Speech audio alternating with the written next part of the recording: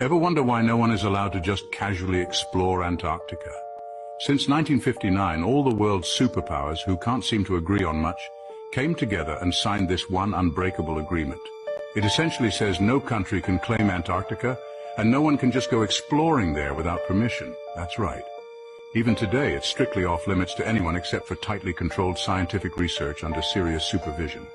Therefore, why are there such stringent rules on a frozen wasteland? What precisely are they concealing behind the ice? This is where things get even more puzzling. Captain James Cook, a well-known explorer, attempted to circumnavigate Antarctica 3 times, not just once, not twice.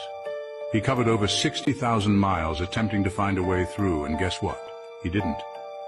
What he found instead were massive ice walls, towering as high as 200 to 300 feet, stretching endlessly around the entire landmass. He never discovered a way beyond them. Now think about this for a second.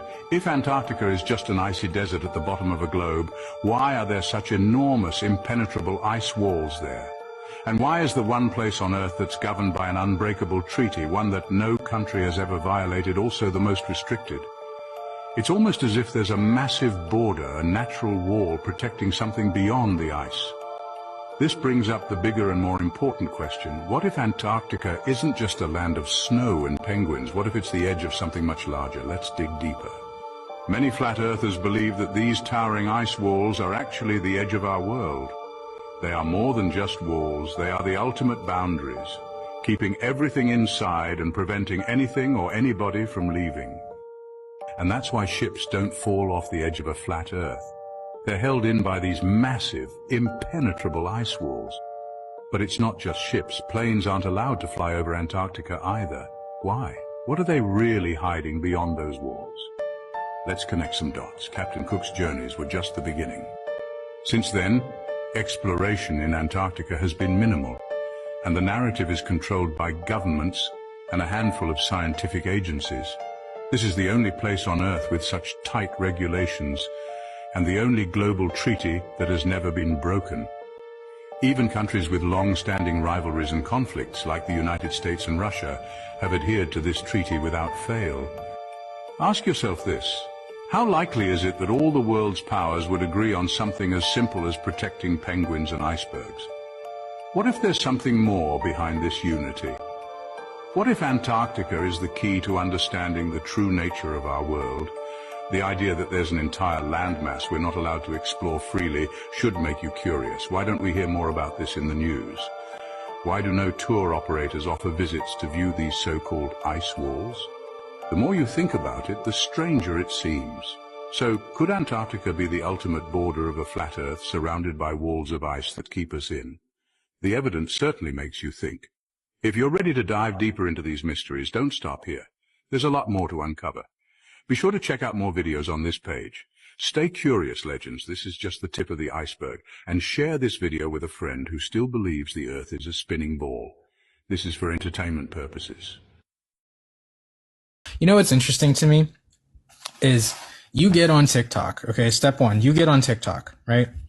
And then you find a flat earther, okay? That's step 2. Step 3, you disagree with them, right? Step 4, you discredit.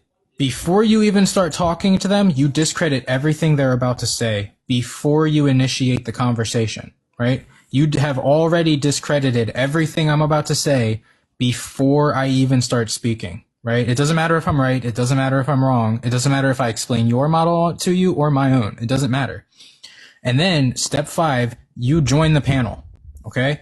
And then you ask me a question. Even though you're going to discredit everything I just said, you ask a question. Step 7, I explain it to you, and then you discredit me again because you've already arrived to the conclusion that I'm not a credible source based on some misrepresentation of me that you created in your head 4 steps ago.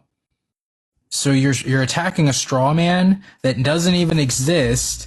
This step, it's just crazy to me. It's crazy to me how this works, like psychologically, and I see it in real time. Like, I know what's happening. I've been doing this for way too long to not see this by now. I mean, I'm good with pattern recognition.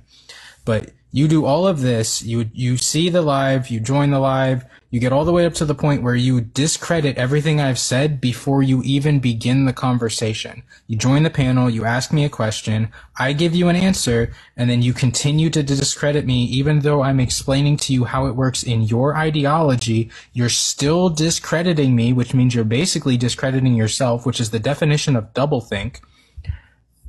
Where is the purpose in this? Why should I give these people any more of my time? We look at all the products that came out during the 1910 to 1920s. Tons of radium products. There's radium water bottles, like little cones that were made out of radium. And you would take it and you would place it into your water and it would turn it into spring water. This is where the artesian springs and all of that come from. It's because the radium is turning it into an artesian spring. And I found documents, and this is where it gets crazy, where they took bricks of radium, the brick into the water, and the water would turn into artesian spring water just by simply placing the brick into the water. So, you know, we've been feared many times. This is what they use. They use fear, stay away, do all this, da da da da da. But it doesn't really make sense when you start to look back. And when we start to look back at about 1910, 1913, you have the Flexner Report, when the Rockefellers, the Rothschilds, and the Morgans took over the entire medical system. So anybody who goes to the system today in 2025, who are dealing with the Rockefellers, the Rothschilds, and the Morgans. So anything that was alternative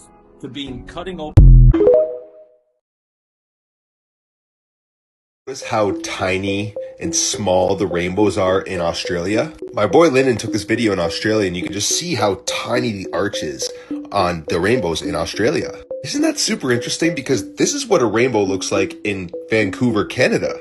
This one's in Ontario that I took a while ago and you can see like how massive this rainbow is. They are huge in Canada. Now let's take a look at what your loving government has told you. This is how rainbows are created, guys.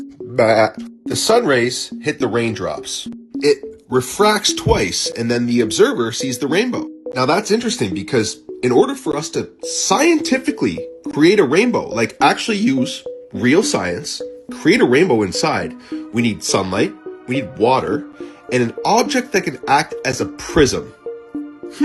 So where's the prism here? We got sunlight, we got water, but where's the prism? Now, if this is really what's happening here, guys, how is it that Australia's rainbows are like this, and then Canada's rainbows are like this? It's almost as if there is a prism of some sorts, and maybe that prism is higher in Canada than it is in Australia. Now we're going to take this even one step further and show you what a rainbow looks like in Antarctica. It's pretty much touching the ground. Again, if this is happening, how is that possible? It's pseudoscience. Prism, we need a prism, water, and sunlight, real science. We can do this ourselves. We can tangibly measure it, observe it, and repeat it, which is the definition of science. Now, hold on just a minute. I don't know if you guys have read the Bible or researched our ancient ancestors. You know, these people that were much more wise than you are. They've told us many times in many different ways that there is a firmament over the earth, a dome, the shape of a rainbow. And God made the firmament and divided the waters which were under the firmament from the waters which were above the firmament, as above so below. Genesis 1:7.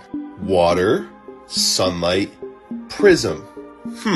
All right, so according to the Bible and our ancient ancestors, this is what the earth actually looks like. This is an old map. This is the standard map of the world before the world elites came along, by the way.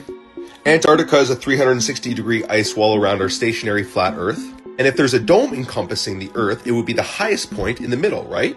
The edges are in Antarctica. Here's Canada. Canadian rainbows. Here's Australia. Australian rainbows. And here, and all-encompassing, is Antarctica. And here is Antarctica's rainbows. Now, rainbows are 100% proof that we live under a dome. If you guys wish to understand the real secrets of this universe, well, I'm exposing it all in my 100% free community. So comment the word truth, and I will send you an exclusive link.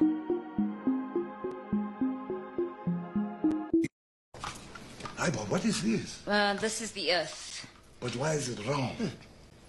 Well, because the Earth is round. My thing, Rashmi, she think the Earth is... Oh, Rashmi, sorry, but You say if Bones, he stand here in Kuvuki land and he walk, he's going to fall off the earth and see Kupoli. High corner. Okay.